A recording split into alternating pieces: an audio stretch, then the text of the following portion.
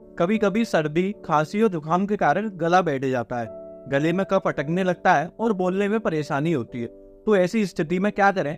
आयुर्वेद के अनुसार पिप्पली पिप्पली मूलम मरीचम विश्वदेशजम, अर्थात छोटी पीपल, काली मिर्च और सौंठ, इन तीनों में से 5-5 ग्राम पाउडर मिलाकर एक पाउडर बनाकर अपने पास रख लें, जिसे आमतौर पर त्रिपुटा चूर्ण भी कहा जाता है। उसके बाद इस मिश्रण में से चौथाई चम्मच सुबह दोपहर शाम गर्म पानी के साथ लेने से गला आपका सही हो जाता है और जो बोलने में परेशानी आ रही है वो भी ठीक हो जाती है। धन्यवाद।